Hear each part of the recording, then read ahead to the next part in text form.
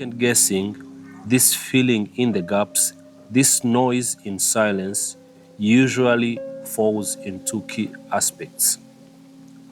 One, giving up on a promise.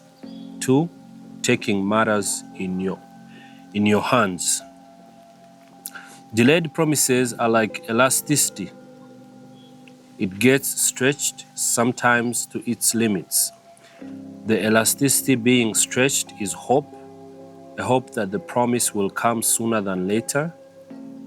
As time elapses, there's a dwindling, fatigue, a pain, and overstretched hope has another name, hopelessness. The prophet Habakkuk... Serious waiting or silence, but I just love the word benefit of the doubt. It's really wonderful. You can. It's a phase that you have a void. You have this gap that is unexplainable. You just feel like you're definitely hopeless. You know, you feel like you need some sort of a booster. Sometimes you wanna act in your own way, which you regard your own way, but maybe it's terrible, you know. And I just think I love it. I was waiting on someone. We had something serious, crucial, and no, and this is not the way I was calling on ladies.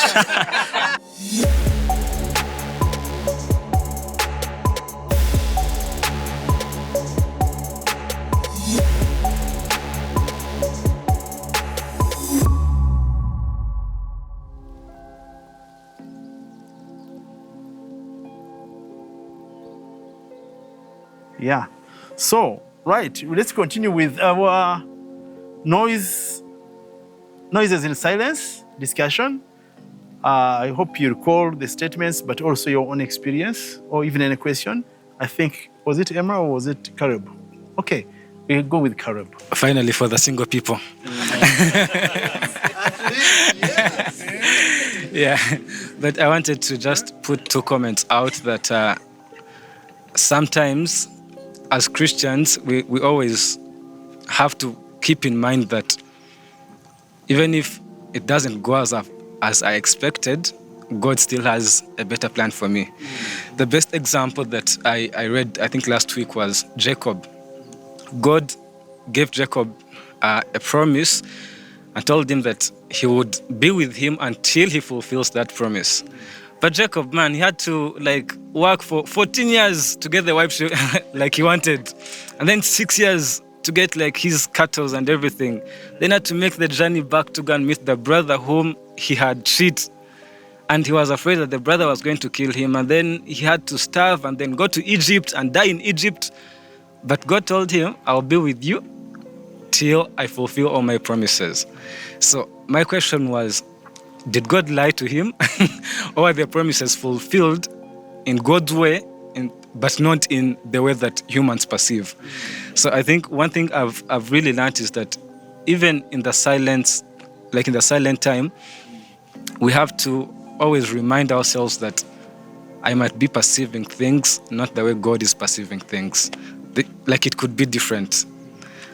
And the other thing is also the noise of the people around and the community around.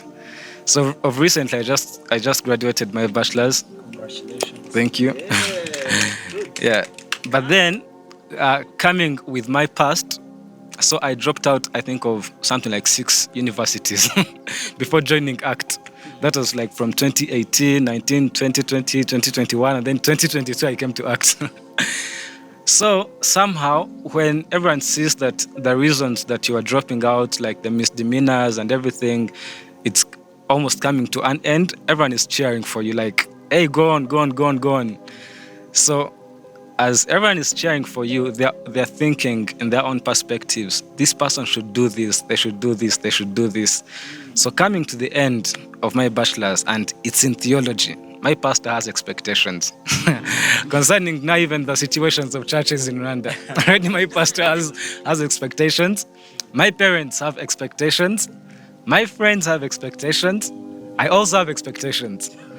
And now I should shut all those voices down to listen to God. So imagine how much effort it can take to shut all those voices down and be like, God, what do you want me to do? I think in the past 1 month, I've applied for more than like 6 jobs. I've went to meet like how many people, like 2 people, I think, for NGOs, applied for professional internships. But even yesterday morning, I woke up with a new idea. So I was like, I think I should do this. God wants me to do this. So I think the silence sometimes also gets intensified by the noise of the community and the people that are around you. But I think all in all, when someone just remembers that after all, God has the final play in this. Whether all these people have expectations and I don't want to disappoint them again after all these years, but remember that God finally has his way out of every situation. Yeah. Yeah, great. Recently, my wife and I were greeting, just greeting people. And then there's this doctor guy, medical doctor, who's not practiced. And then he told my wife, I was standing by, so I was hearing. So he said, I did medicine for my father. Yeah, but now I'm in business because that's what I've always wanted. Yeah, so I think even as the parents, we need to be very careful. And all friends, we can put a lot of pressure and delay on children or the people we mentor by trying to put a lot of expectations on them rather than allowing them the space to listen to their own selves and to listen to their God to chart out their own way. Yeah. Okay. Hey, thank you. I'm called Jonathan Magambo. Yeah, also married with 2 children and maybe with ETC to eat or to be continued. Anyway. One that will be taller. Taller. I know. Yeah. So noises in the silence. I don't know. I had kind of got it in a different twist or in a different way. What came to me was in 1 Kings 19:11 to 13, as Elijah was waiting on God in the mountain. It was silent, it was quiet. And the Lord said, go out and stand on the mountains in the presence of the Lord, for the Lord is about to pass. Then a great and a powerful wind tore the mountains apart and shattered the rocks before the Lord, but the Lord was not in the wind. After the wind there was an earthquake, but the Lord was not in the earthquake. After the earthquake came a fire, but the Lord was not in the fire. And after the fire came a gentle whisper. When Elijah heard it, he pulled his cloak over his face and went out and stood at the mountain of the cave. The voice said to him, okay, even if we don't get that. So to me,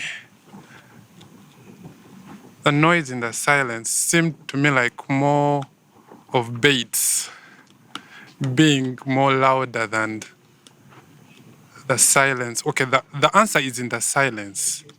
You get? And to me, there was a certain time also I'd applied for different jobs. I had, fun enough, I'd even just been to a crusade with some pastor friends of mine. We had gone, in a community to preach the word of God, do evangelism. And on the last day, I was able to get someone who is drunk to give his life to Christ. And it was so beautiful. But then the next day when we went back from the evangelism plot and everything, I got, I think it was a phone call, or an email that they're giving me a job. And that time it was in Uganda Breweries. It was like, how you get a job here, maybe in school or something. And I'm like, God, this bit, I've been in the waiting, and I don't know of all jobs why this one, they were giving me a car. I know. So to me, still, I think the situation around me was, it's like the noise was so loud of like, this is the answer, but it wasn't. So, but anyway, I had to turn the job down. I had to turn the job down and still keep on the waiting until later I got I think another job to work at least in a bank. And I said, maybe I think this is the answer, God is in it. But the whole point is that sometimes you might even rush out to go for the noise, and yet still God is not in it. Yeah, maybe another example would be still even for us who, the singles who are in the dating phase. Sometimes, the beautiful ones or the brown ones, sorry to say, may not be the answer for some of us. Or the small and whatever. But the whole point is to look out for who God is going to show you. That's where the answer is, where the voice of God is. Not what your imagination or what you think. I think for me, it's a journey that took me some time to learn, because at one point, you'd think maybe you've gotten the right lady or the right person. You go home and your mom is like, no. I'm like, Mom, what's up? Even before you see that person, you're like, no. So, but the whole point was like, you know what? Let me just not go with what's in my thoughts or with what's my... let me not be on pressure to, in a hurry to get maybe married or in a hurry to do this, but just hold on to the right time until God was like, you know what? That's the one. And funny enough, when God said that's the one, everything seemed to work out, because I think I had the backing of his voice in my answer of who to marry. And it was not my opinion. It was not because I went with my feelings. And I think also God was teaching me that, you know what, even if the Bible says that he who finds a wife finds a good thing, but the thing is, he who God gives, or the one who God directs you to through his direction or through his voice, and that's the right person. Thank you. Thank you. Might be in the what? The silence. The answer might be in the silence. Yeah, that's good. Yeah, after you, Emma. Yeah. Maybe even a lady, I don't know. Lady. I'm joking.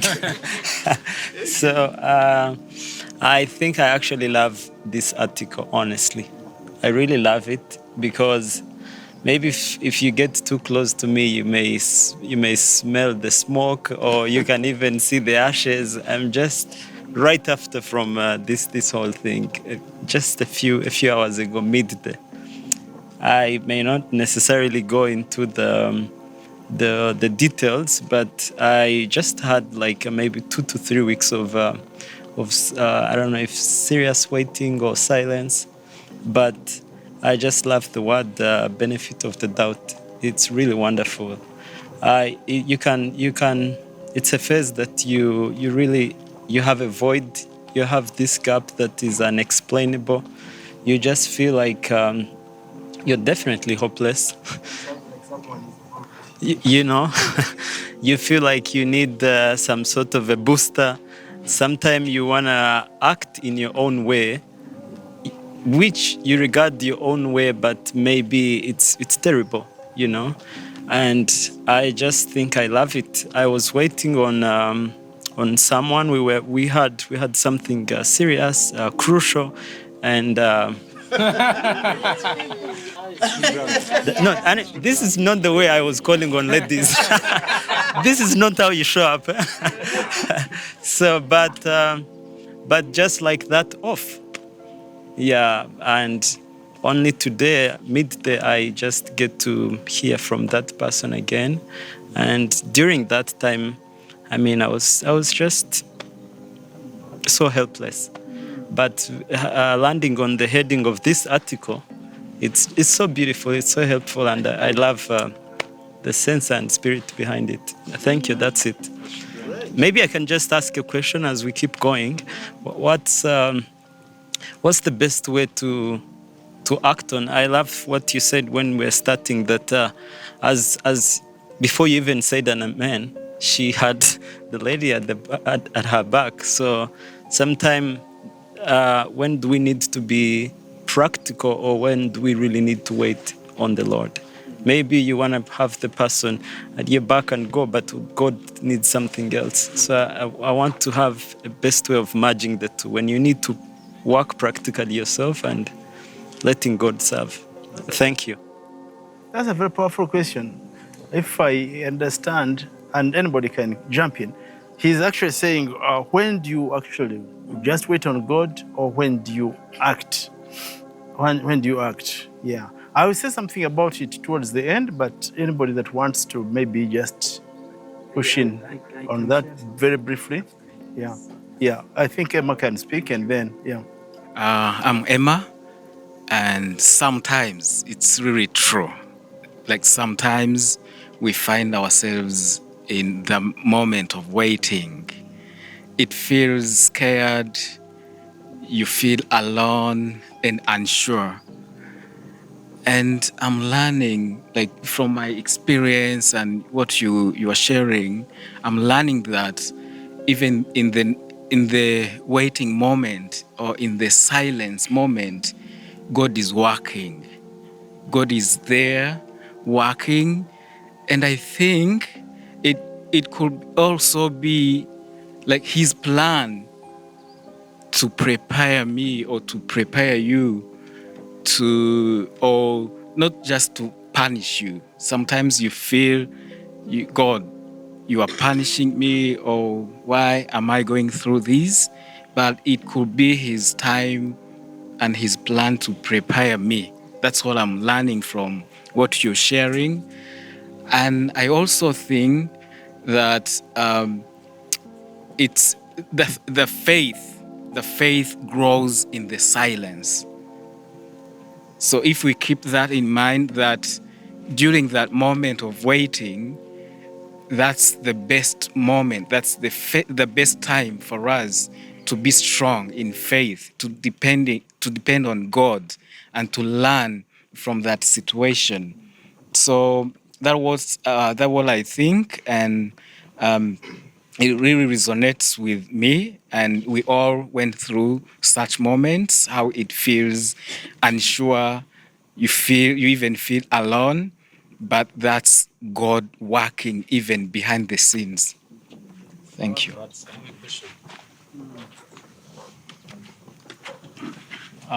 For me, I want to come back to Abrahamic faith, Abraham and Sarah. And it reminded me a song that Ben and Chance sang, Ubona Ishanga Munda y'ingumba. So it's God's perspective. In that silence, Can you translate that, though? you see a nation In the barren, in the barren womb. Yeah. So that's God's perspective. So there's what he sees. I think in science we should focus on, which is the positive mind you said. Yeah. Being Yeah. positive. Benefit of a doubt, yeah. The benefit of doubt, yes. And which is sometimes, we want that faith of Abraham. Not taking shortcut. Yes, can work, but at later on the result is not. It's a circumstances that hinders you to move forward. Yeah, and so that's one come to have that perspective of God, what He sees in a silence. It's beautiful. I love the example. And not everyone has that power to see it that way. Recently, I I spoke one of my friend who grew up in a family where they have diabetes, a mom and the uncles. And now one of their 9 children, and one of them is a doctor, and he said that if you don't catch it when you're 12, you catch it when you're 35. Now, my friend is 24. He was like, okay, I'm still have 10 years. So some of the brothers and sisters, they are like this. They are waiting to see if on 25 they're catching or not. So that silence is bad, it's hard. One of them is in America. They're trying, please don't eat burger, don't eat pizza. You're almost 35. There's too much noise in their head. They don't even want to talk. They are trying to be together with the uncles. Ask them like, you catch 35. Is it going to happen to us? He spent 2 days without picking up the phone because of that noise. He was silent, but so too much noise. Today I got to speak to him. It was like, I didn't want to pick up any call. Not even you, not even my friend or my brothers or sisters, because there was too much going on in my head. Is it based on a scientific fact? Is it? I mean, if you look, if you read or research this information, because that's one thing they need to look at and see if actually it's based on a fact. At 35 and then at 12, something. That if you didn't catch on 12, you might catch it. You might catch it on 35. Yeah, and that noise I was trying to, that silence is really hard. It speaks volume.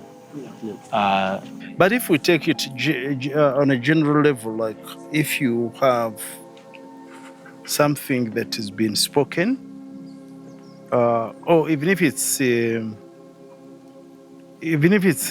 fact that you know about, maybe if you're like this, then this, okay? If you're like this, then this. There are 2 things you can do. The first one is to prepare your mind and see, how do I live as a diabetic? Yeah. How do people with diabetes live, for instance? Yeah. Assuming you catch it. Yeah. What's because you have to do certain analysis and come to terms with that. Come to terms with that and say, okay, this is what I need to do. Because there are certain things we never decide. Like we don't decide some of the physical challenges that we get. So, but also you can see, how do I minimize actually to get it? Is there an exception that could happen to me? Are there certain things that could happen? Of course, if they're Christians, they have to drop that into prayer and faith. Yeah, because otherwise you can suffer more from worry than the real thing. Yeah, you get it. Yeah. So the worry itself is heavier than the consequence, the actual problem. I think that was the chloroquine thing you said. I actually wanted to say something about it. You wanted to say about chloroquine? Yes. Okay. Because sometimes when we say these things, they sound like we can talk our way into faith, you know, like we can talk our way into having faith. And when we say have faith, it feels doable. But yeah, but but actually, when you get on the ground, when something happens, that's when you realize you actually don't have faith. So, for us as human beings, it's easier to be on one side. I know or I don't know. It's easier. Then I give up or I figure things out. But when the Bible says that the just shall live by faith, it's like walking on these acrobatic guys when they walk on a very thin string. If you lean to the left, you fall. You lean to the right, you fall. And you have to live in that gray area in that place where you're living in the unknown. You don't know what's going to happen. You know what you wish for. You know what you wouldn't like to happen, but you don't have control of what's going to happen. And that place is what I think when you use the illustration of the chloroquine in this place, you feel the pain. And you know, scratching it would feel good. It's your reflex. When you scratch it, you feel better. But you know, in the feeling better is when the bad things are happening. Is when you're actually making things worse. So I think what I would like, the statements you used, most of the statements you used in this article are very, very profound. When you say hope, against all hope, you still have to hope. Yeah. Now that's clinging onto something that is not now. It's like you're hanging on to something that is far. So whether it is the good thing you are anticipating or the bad thing that you are avoiding, I think it all comes back to not focusing on what's happening right now. Knowing that it's the bad, there are consequences of my good feeling now, but there are the good rewards that for my bad feeling now. And when we there is a Bible verse where Jesus used the statement, "Lift up your eyes."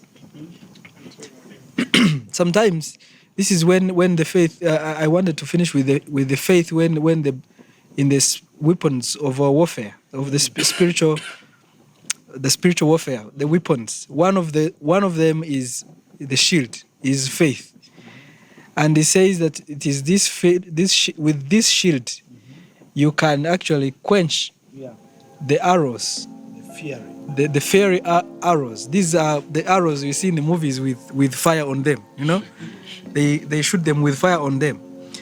That was a cultural Roman thing where they create that shield and they put wax on it and they soak the wax on the shield so that when they shoot the arrows with the fire and they fall on the shield, the water that is soaked in the wax actually extinguishes the fire. But why were they shooting with the fire? It was because if they don't hit you, if they miss the mark of hitting you, they will burn the ground around you. And you will be scared and consumed by the fire. When you try to put out the fire, then you will lose your guard and then they will hit you again. So that faith of knowing that with the battle that is happening, it is not about what is happening now. It is destiny oriented. So that's how sometimes we scratch and we have the Ishmaels, but it is also not easy not to scratch. Yeah. So, but if you would perceive what would happen, the conflict of Ishmael and Isaac, you would choose. Yeah. I think I want to give a chance this idea. Yeah. Okay, thank you so much. My name is Omgal Fiete, and as you can see, there's no ring on this finger, so I'm single. That's why you put you next to Fred. Yeah, that's why I said here. Don't talk brown.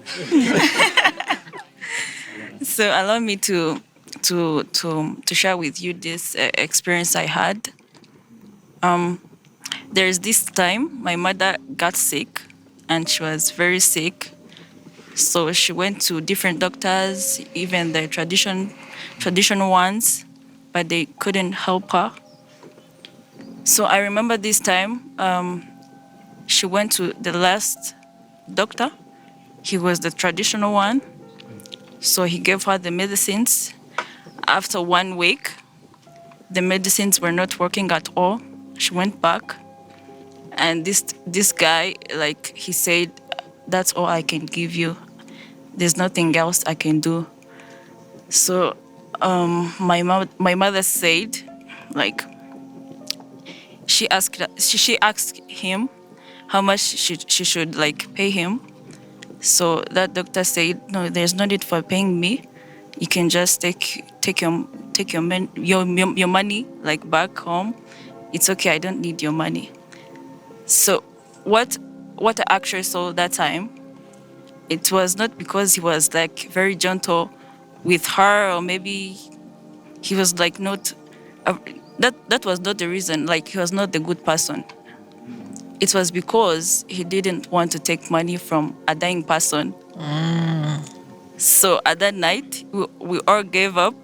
We sat outside and no one was talking at all. So I remember my mother said, I know we are all sad. We are all sad, and I may not be long.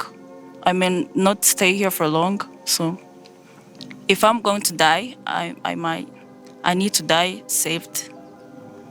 So in the next morning, my auntie came with a pastor. That pastor said, I'm going to give you water. So I'm going to pray for this water and you drink it in the morning and even the evening. So at that time, that's when God stepped in. That's when I saw, like, in that silence, God works.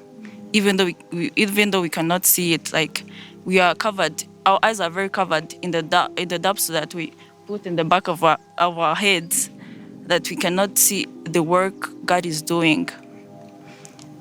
So you can imagine, like, the person who was like dying and was like, we all like was giving up. She got saved from that time. She drank that water they prayed for, and she got saved. And she's now okay. She's now very healthy. And I think that's the miracle I've experienced from that time, that in silence, God works. Thank you. Oh, wow. Wonderful. Well, my name is Noella. Hi. This is so nice. It's so nice to be here. Thank you for having us. I'm not going to share a story, I'm not, but I'm going to talk about the article because it really resonates with, I think, everybody on this planet, globally, literally.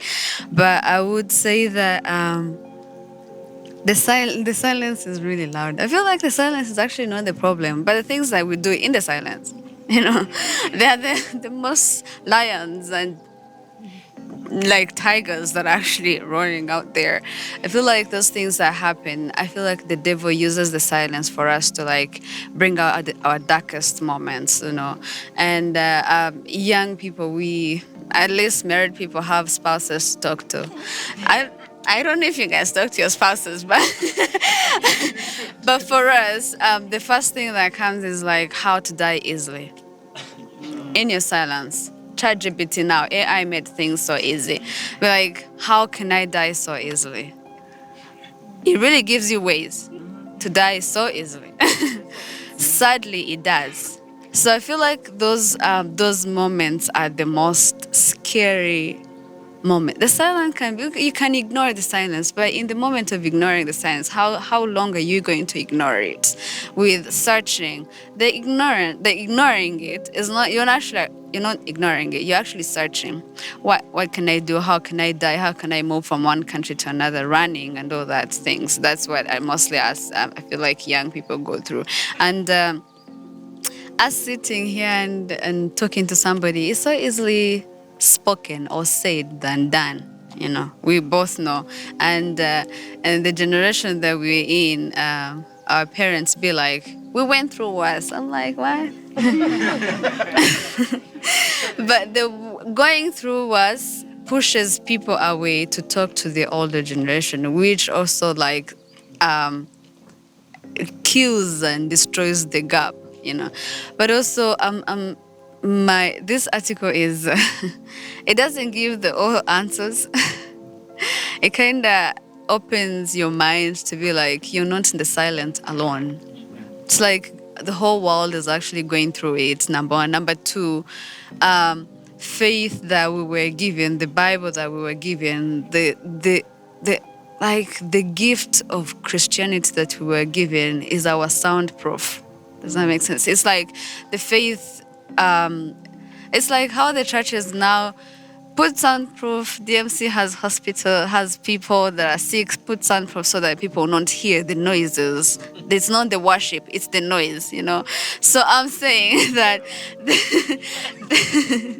so the faith that God puts in us, sometimes it's the tiniest voice that is just behind there that can work as a soundproof that can help you move, like how, I don't know, the pastor here, Pastor John, said that on the gray area, like a thin line that acrobats use, but also that soundproof that you have can help us live a life in the silence and stop, like it gives you activities to do for us, spouses as well, like it gives you activities to do, like not dying alone in depression and anxiety of thinking of like, in this silence, that's when the devil actually tells you that you're not worthy of anything. In the silence, that's when the devil brings people who hurt you like a long time ago when you were a baby, not even knowing their faces. Like this person came at your house and pinched you, and then you'll be like, oh yeah, he did. And then you start getting mad at them. And then it's the aggressiveness and anger, and I feel like that's what we face. That's what I face in the silence. And then yes, the Bible is there, but sometimes the silence blinds you from seeing even the Bible. Even you read the Bible, you feel like you're actually reading Chacha Pachokumuhan, the soundpost, and doesn't concern you.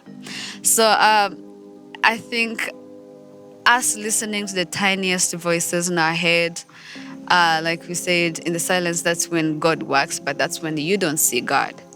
That's when you don't see Him working. That's when everything's blurry and everything's actually black. But from reading this thing and from reading the article, I realized that the tiniest voice that reminds me of God, who He is in my life, and the fact, remembering actually that there's a lot of people that died in this whole generation, whatever age that you are on, other people died. Other people actually suffered. Other people killed themselves. But also coming to that sense is just far away from you. But what I would say in this article is that the silence shouldn't be our cave of death, but it should be a way of like, God, I can't hear you. I can't be faithful at this moment. I can't be righteous in this moment. I cannot trust you, but I need you to use the tiniest thing that you've given me to open the doors and open the blind spots that are here with me. Yeah. Yeah. Yeah, this is deep. Hi, everyone. Hi. My name is Winnie, and I love this article so much. I remember reading it for the first time. I was going through the silence that has soundproof. Yeah. Allow me to highlight some of the phrases in this article, but I want to highlight them as I tell you about a little bit about my story. Yeah, guys. I have stories as well. So my first one is keep the hope alive. Keep your hope alive. It is the connector, the conduit to your promise. Protect your hope. Remember the one who promised is faithful. Hope against hope. Oh, this hope against hope. It's what I needed in that time. So I'm gonna be quick. So one day I wake up. I just had started my college, and I fall sick. It was really confusing. So I remember this one time the doctor told me that I might have cancer. And the type of cancer that I have was from my bones. that I was supposed to have. Hallelujah, I did not have cancer. Yeah. So I remember by that time I was so young. Yeah, you can imagine a young girl just starting college. So I was really, really young. But I went to the doctor. I used to go to my appointments alone. And I remember coming from the hospital to my home. Yeah, it's the same thing that Fred said, that it was like going from, you know, a distance of 30 minutes becomes a distance of 10, 20 hours. And I couldn't believe I was in this denial. So I remember telling my mom, and I was crying, and then she asked me, "Why are you even crying? Is your God dead?" But she couldn't understand that I have a life to live, and now you're telling me I have to go through chemo and surgeries. You don't understand. But oh, it was a really hard time. So by that time, the doctor didn't do the how do you call it? The biopsy. So it took 5 months to take the biopsy. And mind you, the tumor was still growing and it was still damaging my body. You know, it didn't stop, but it took 5 months for me to even know if I actually have cancer or not. Oh my God, the silence. I know Mr. Eugene said that the articles are not necessarily from the Bible, but from the life experience. But I used to ask God. So here is the thing. My mom, because she's the only person that I had to, you know, talk to, she believed that I wasn't going to die. Immediately, she said, no, God gave me promises about my children. So they're not fulfilled yet. So I don't believe this is your time to die. So yeah, I don't have a problem of you having cancer. God heals. I don't have a problem of you going through whatever, but I know you're not dying. She was right. She was right. So, but in my head, I'm like, I'm going to stop school. You know, my life is ending. So I remember I used to have dreams of me dying. Yeah, in the silence. You know, I used to go to the hospital. They tell me nothing for 5 months. And I remember this one time, the doctor took me to his office and he had a very big table and he said, "Do you see this list of people?" And he told me, "These are people who have cancer, who are dying, and I have to operate them. So for you, your tumor is still growing. I know it has damaged your bones, but your case is not." Yeah. And in my world, I am in my own world. I'm not even thinking about other people. And I remember asking God, "Do you really see me? Do you remember that I still exist?" Yeah. And I remember this one time, and my mom used to hate seeing me cry. And yeah, I had to toughen up, not just because I'm strong, but because I didn't want my mom to scold me. Because she would always tell me, "Yeah, you're being hopeless," you know. And coming to the article, overstretched hope has another name: hopelessness. To be honest, I had hope because I knew I wasn't going to die, but I was hopeless again because I wasn't sure if I have cancer. I wasn't sure how my life was going to look like by that time, because trust me, your life changes when you experience some hardships in life. There are things that come and permanently changes your life. So, to cut the story short, I remember this one time. I was still confused. I was still on the waiting list. The noises. Some people or had already said, they used to tell my friends, love on Winnie, because she might not make it to the end of the year. So I remember this one time. So I used to, because I didn't want, there's something that he said, and Pastor John said that I didn't agree with, that women, tend to express their... I did not agree with that because, because you walk with, you walk with a war of noise in your head, and no one has to, to understand what you're going through right that moment. So I used to go in my room, close, and then put a loud music and then cry. And my brother would hear me from the next room. He would come, sit with me without even talking. He would let me cry. And then when I'm exhausted, he would go back to his room. So I remember that it was so late in the night, but coming behind a little bit, I used to have, as I told you, I used to have dreams of me dying. I used to see my casket in the living room, people surrounding my mom crying, and I would wake up very scared. And I wouldn't tell anyone that, you guys, I had a dream of me dying, because they would be, oh my God, it's actually true, you're dying. And I remember one time I was crying my lungs out. I was exhausted. I was in my, I think it was around 2 or 3 in the morning. And then it was total darkness in my room. And then I felt tired. And then I woke up and sat.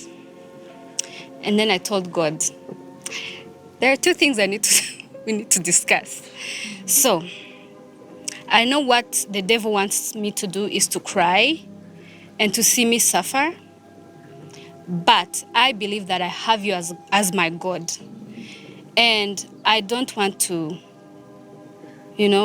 shame you or, living a life that as if I don't have a God. So, we are going to agree on these 2 things. First, I will never cry ever again in my life. Mind you, I wasn't even sure what I have. Is it cancer? Is it not cancer? So, after that, I said, I will never cry. No one, even you, God, you will never see a drop of my tear ever again. But you have to heal me. Those are the things I said. And guess what? Things got worse. It got worse, but finally, I got the biopsy after 5-6 months. It wasn't cancer. So I am going to stop there. I want to say maybe 2-3 things. First of all, I believe, don't get me wrong, and I believe there are things that God takes care of in the silence, in the waiting season. Because in my heart, I believe I truly had cancer. But God healed me through that time, because I used to pray and remind him of his promises to me and remind him that he's faithful. And I believe that he healed me from cancer from that time. And I also learned that waiting is not a matter of season. It's a matter of a lifetime. Because it says, let me read a verse. In Isaiah 40 verse 31, it said, but those who hope in the Lord will renew their strength, will soar on wings like eagles. They will run and not grow weary. They will walk and not faint. Yeah, this looks different. People would see you as a person who's going through things, but you are really, if you wait on the Lord, yeah, things get easier.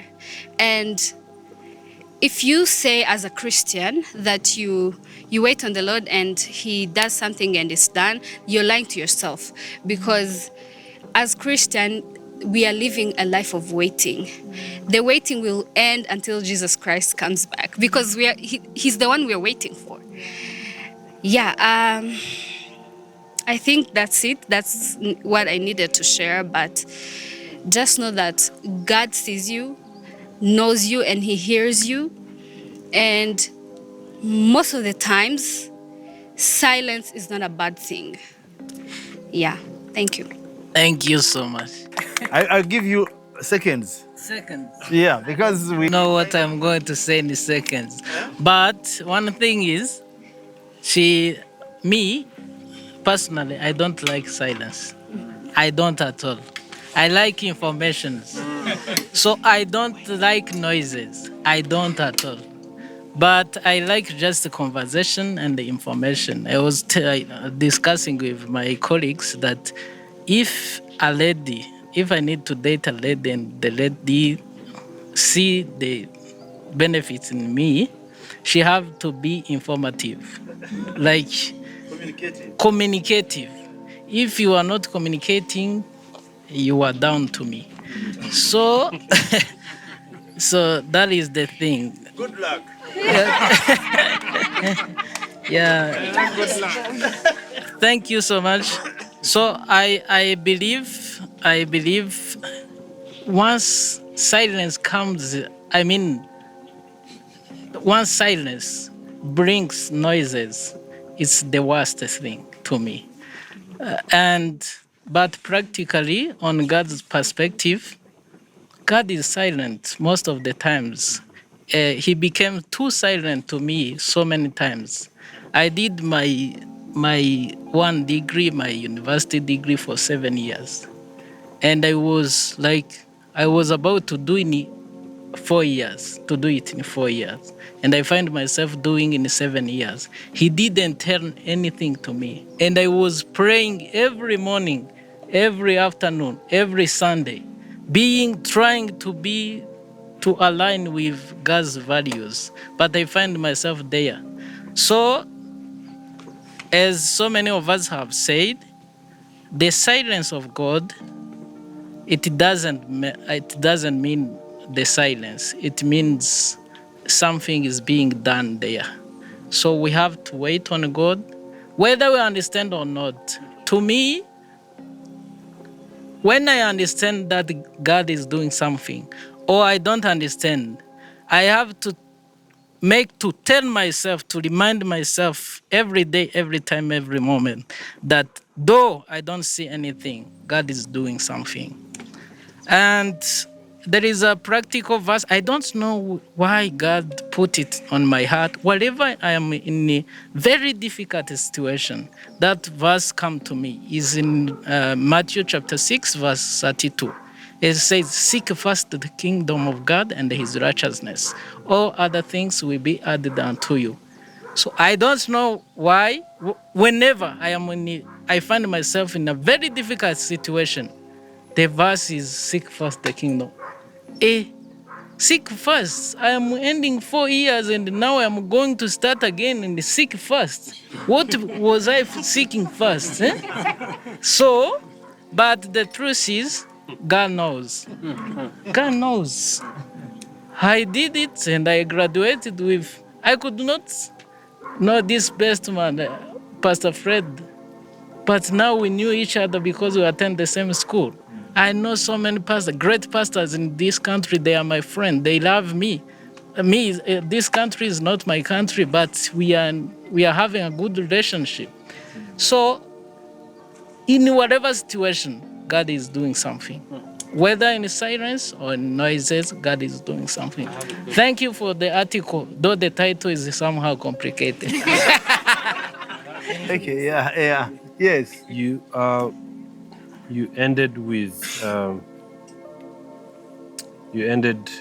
I think I can read. I can read it again.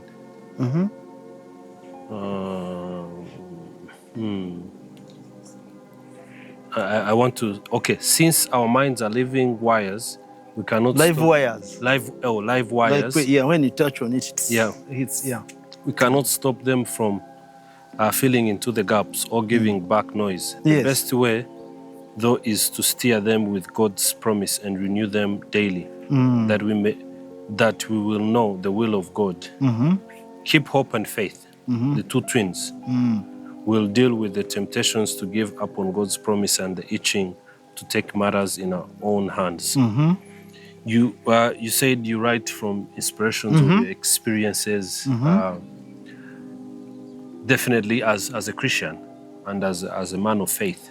But what is the hope for the people that don't believe when they are going, because things happen to us as Christians as to them too. But what is the hope for them?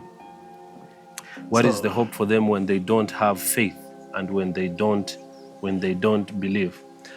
Why? Because there are so many people, especially there is someone currently in my life who is, I think, who is going through a silent season and the noise is too much. And they are in a season or in a place where I even think that they are not able to even respond the way that they should, respond. It's with overstretched to hopelessness. Yes, it is overstretched to hopelessness. To take matters worse, most of the time you find those people even ending up committing suicide when they cannot, they cannot see light at the end of the tunnel. They cannot. Yeah. They are not even able Yeah. to see that. Yeah. But how do we, in most of the time, even in the lack of faith probably that they have, or maybe people around us that don't have, how by God's grace and guidance, how do we even hope with those people when they don't even have the ability to hope? First of all, I want to look in the camera and speak to anybody that is really contemplating suicide. Yeah. First of all, it's not really to judge you, because sometimes people get the existential question, why do I even exist? Yeah.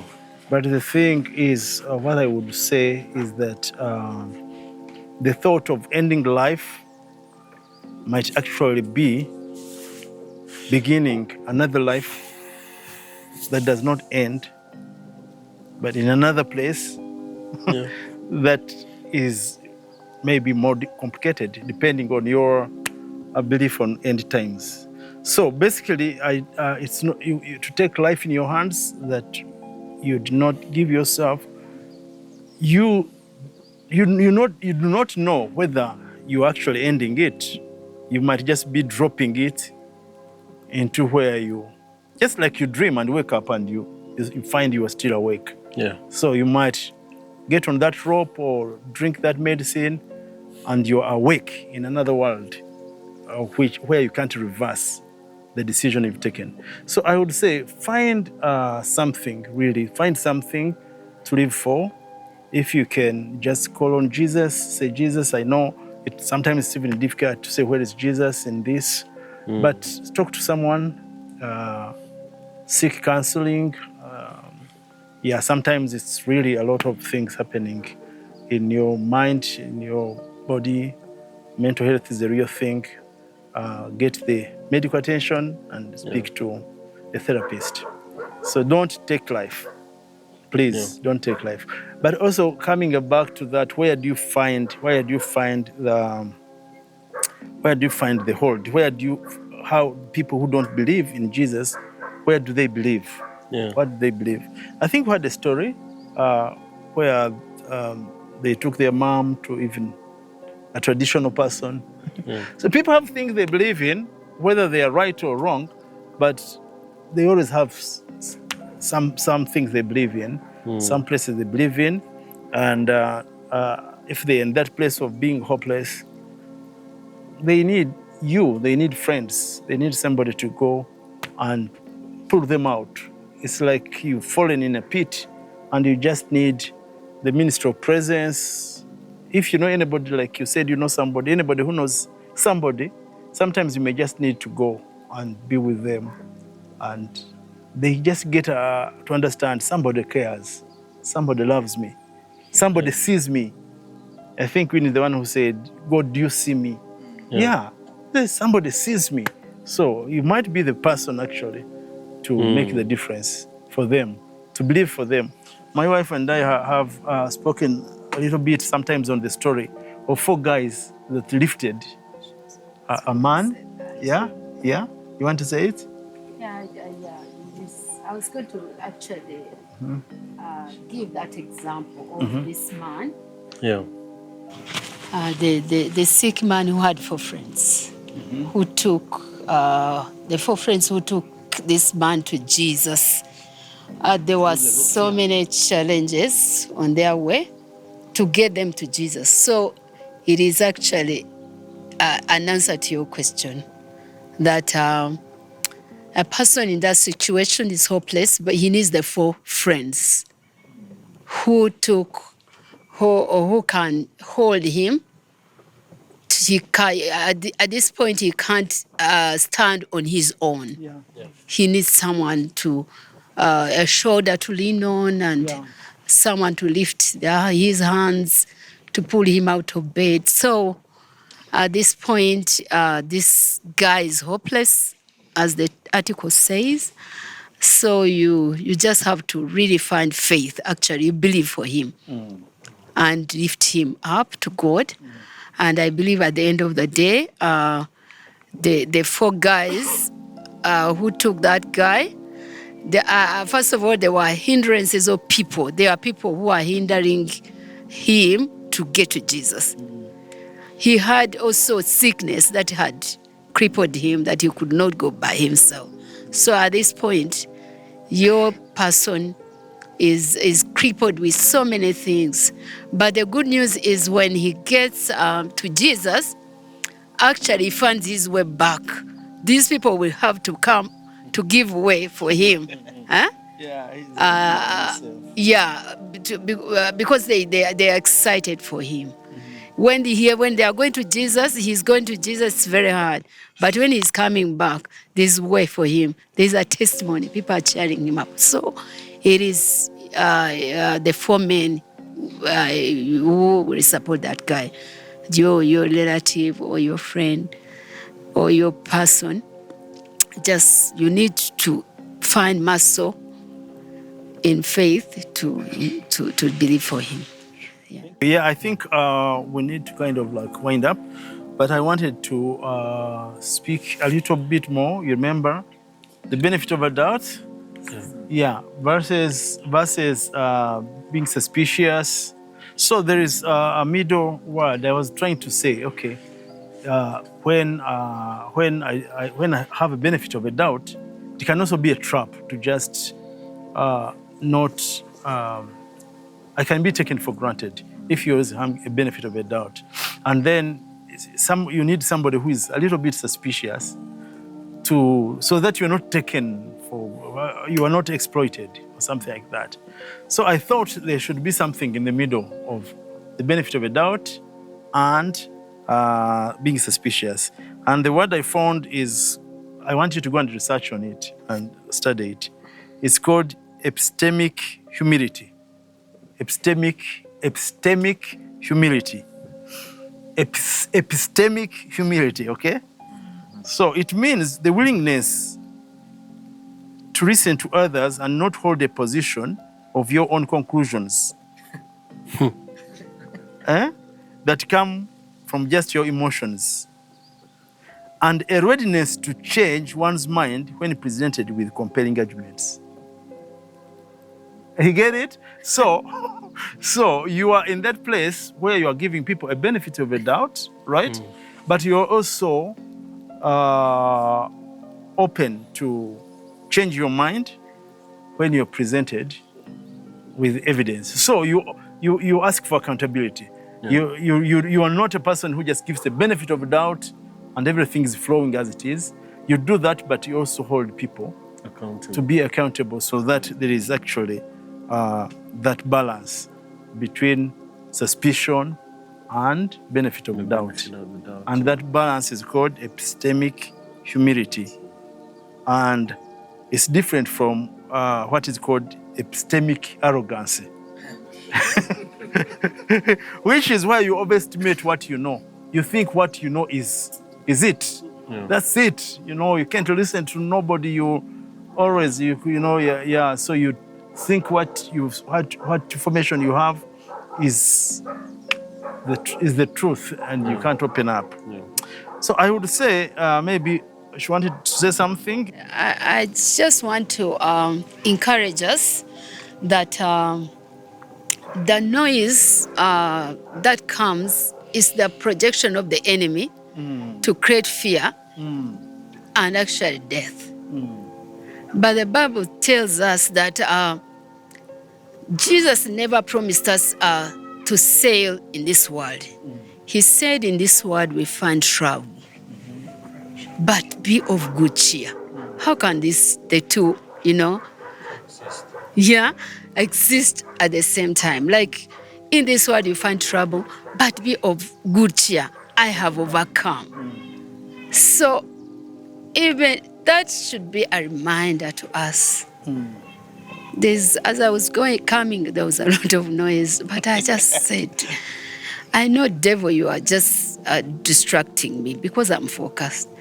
So you just have to tell your mind that matters in this world is trouble.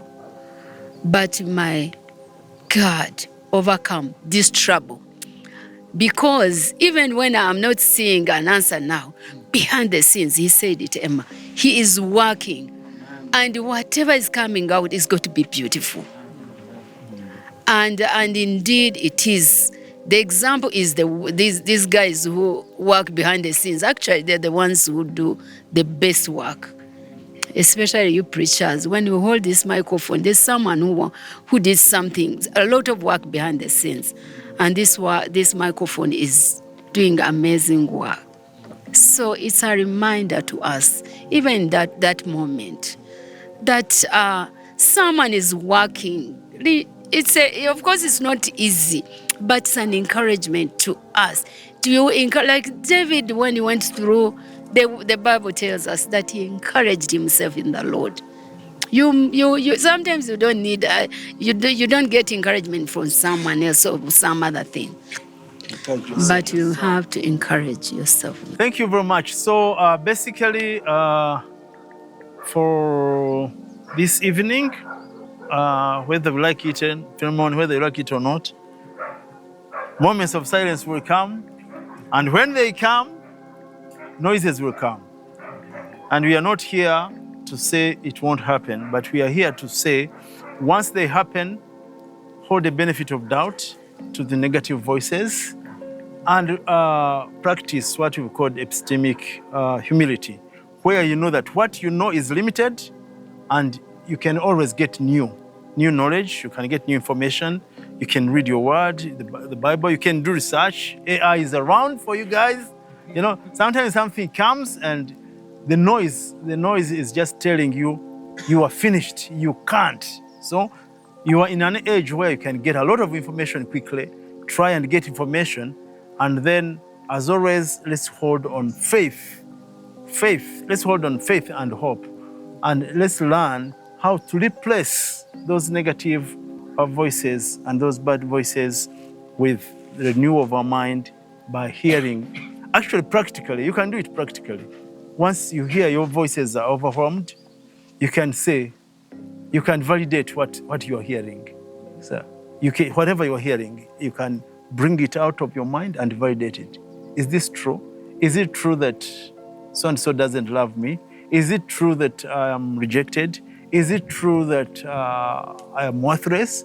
Is it true? You know, put those thoughts out to logic and measure them out and replace them with, I am wonderfully and fearfully made. Remember some of the good things people have said about you and the things the Bible has said about you, and then move on as a person who can win. God bless you. Thank you for the conversation. And see you again. We keep praying for each other. And I think we can even answer some of the questions that came out. You had a question that you asked about when do you wait and when do you act. I think you can. What I think is that, honestly, when you can, if you can even act when you're waiting. I don't know if that makes sense. What I'm saying, like, waiting on God and acting are not mutually exclusive. It means, like, if you're waiting for God to give you a job, you still do the job applications. So this action is also part of waiting. Don't think that because you are doing certain things, you have stopped waiting. Okay? If you're waiting on getting married or finding the right girl, right? So whatever you call it, searching, yeah? If you see someone and you feel like you like her, if you talk to her or make advances towards her, provided you do it with wisdom so that you're not going to offend them, even that action, even that advance can be in waiting. You say, God, I'm taking this girl out. Please, let me just see. Yeah, as I wait for your blessing on it. Does that make sense? Yeah, okay. To answer on that, there's a phrase in the article that says, when you're waiting on the promise of God, stay proactive, don't be reactive. Exactly. Yeah. So, yeah. for example, like me, I was so sure, 100% that I was going to get healed. Amen. And I could have decided to stay home and wait on the Lord's hour to heal me. Yeah. But I kept, even if I didn't get the answer, I used to go to the hospital 3 times a week for 5 months, still get nothing. So I could have waited at home, but I decided to stay proactive. Yeah. I don't know if that makes sense. But you stay proactive as you wait. Okay. All right. God bless you.